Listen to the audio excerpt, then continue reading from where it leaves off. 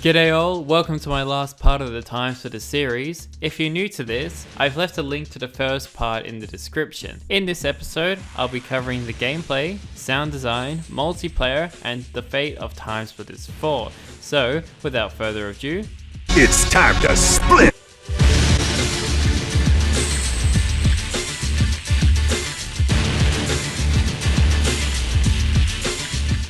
While I do think highly of Timesplitters gameplay and its mechanics, I do recognize that it's not for everyone.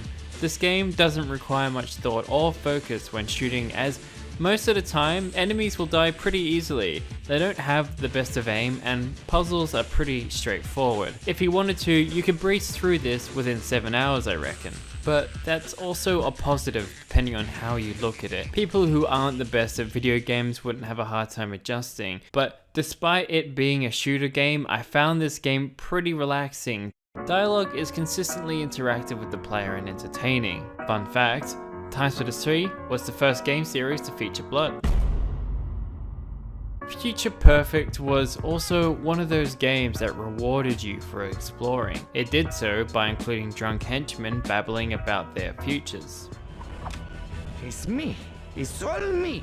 I am bestest guard. Without me, no guarding. All rubbish guarding. God of guards and girls. Girls love me. So hairy chest. Such a big medallion! What I found interesting as well that doesn't seem to have been brought up by a lot of people is the fact that you're not limited to what weapons you should use in fights. By this I mean, if you wanted to charge into a group with like 3 or more enemies with a baseball bat and try clobber them all to death, you could do that. Moving on to the sound design, the soundtracks fit each level perfectly, with some still coming back to me after 12 years, such as the disco track. However, it wasn't just the music for maps that was great, even the map maker music was spot on, and I didn't even think that there was suitable music for a map maker mode. Each track throughout the game managed to carry on the casual and upbeat theme of the entire game, which gels perfectly. For a while, I was a little unsure about how I felt about the sound effects, but after consideration, I think I like the approach they went for. Some game critics said that it was too cartoonish and that's what they don't like about it, but this is what makes me kinda confused, is why do people have to dislike a game if it's cartoonish? Sorry, I'm getting a little bit sidetracked here, maybe that's for another episode. The sound effects were a little subdued at times and wacky, but that's what the game really is.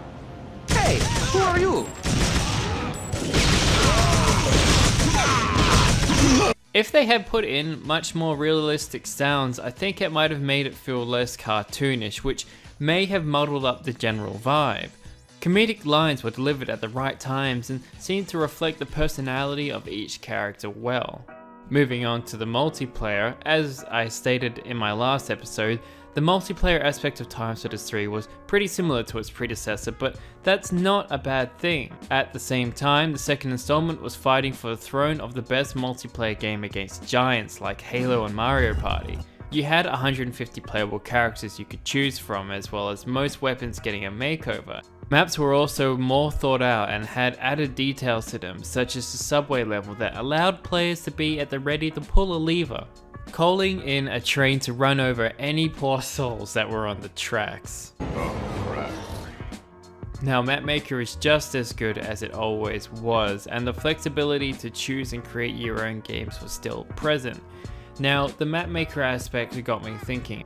Because there was over 150 characters to choose from, the Mapmaker had so much customization built into it, and the range of weapons that you could choose from, I really believe that this game could be a great platform for a machinima.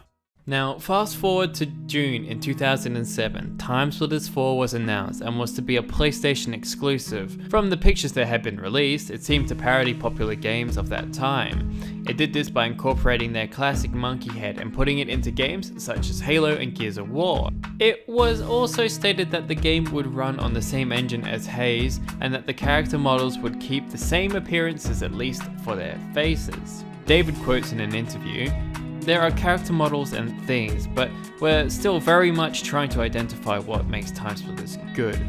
For me, what makes Timesplitters good was the script writing and its story mode, but also the multiplayer aspects. During this time, however, Free Radical Design was purchased by Crytek, which later in turn sold the UK studio to Deep Silver.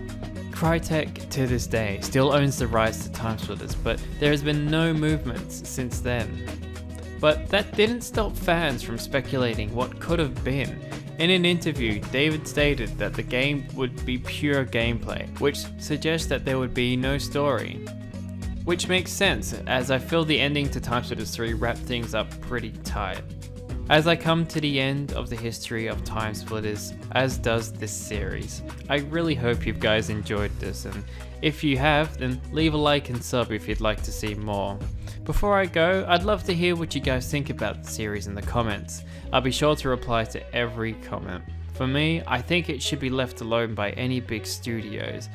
And if it were to be picked up by anyone else, it should be done by a true fan. This has been Lee, thanks for watching.